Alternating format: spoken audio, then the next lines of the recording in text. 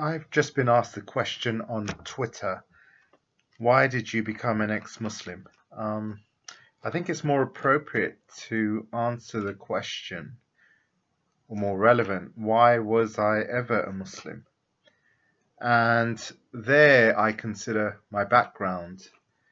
So I was born and raised in London, and my parents were Muslim immigrants, were from Punjab on the Indian subcontinent. And so, like most children, I naturally followed or rather was deemed to be a Muslim child simply because my parents were Muslim. And this isn't anything extraordinary. In fact, it's the default case for most children. Um, as I grew up in London in the 70s, I didn't encounter in my area of London many Muslim children, and so to have the faith of Islam in my background didn't actually mean very much. My mother took it upon herself to at least teach me the tenets of my faith. In fact, my whole family did when I was a youngster, but my family was quite liberal to the extent that it didn't matter that I didn't pray all the time, as long as I knew how to perform the prayer, as long as I could read the Quran in Arabic, even if I didn't understand what I was reading, that was deemed sufficient. Also, there were the extra add-ons like fasting during the month of Ramadan and knowing what the five pillars of Islam are, etc. Performing the Hajj, having to do that at some point of your life. But that was a far off thing, so it didn't really matter. So Islam was there, but it was always in the background. And I think that's true for, or true certainly for my generation. London has now changed. There are more Muslims, and I imagine that being a Muslim now means more of a tethered feature of your life. But anyway, as I progressed from school to university, I met more Muslims there, and I learnt that Islam was a bit more than Christianity and Hinduism in the sense that it had a political system, it had an economic system, it had a social system. So I started looking into these things and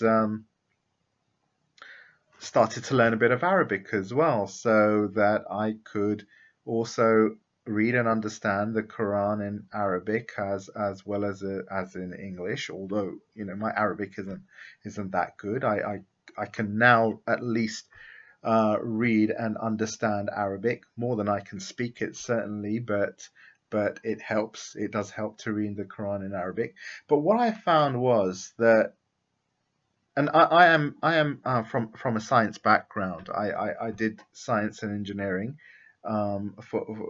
for my A levels at university. So as a child, I was always more interested in science than in religion or the arts in general. So when I looked into Islam, Islam had to make sense. And what I found was that even learning basic Arabic did not give me a sense that I was becoming more confident that Islam was anything other than a man-made religion. In other words, I didn't believe that it was what it proclaimed itself to be, i.e., divine revelation.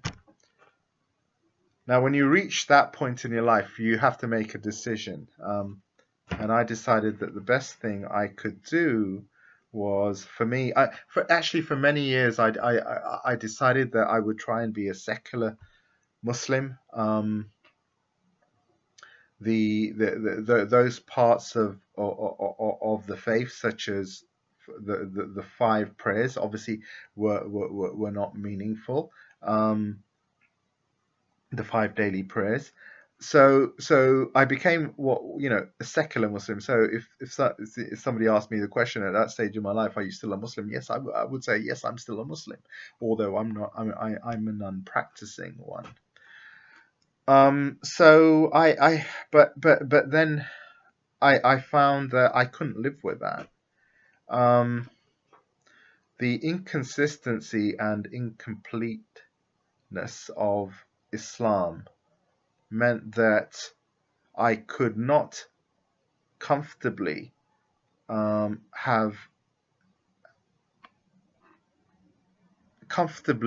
that as my proclaimed faith. And faith itself, I find a very difficult word to deal with. You've got to have evidence. So therefore, I decided that I would tell everybody I knew that I'm an ex-Muslim. It certainly makes matters a lot clearer. Certainly creates a lot of fuss, possibly at times, makes life uncomfortable. But I think it's better to do that than simply to live a lie. So this is my first ever YouTube video. This is the first time I've spoken to people, showing my face. Previously done a few videos using animations, but since the question was asked, I thought I would have a go at answering it like this. Anyway, perhaps I'll do another one. If anybody has any questions, then as I've often said, leave them below in the comments. Bye-bye for now.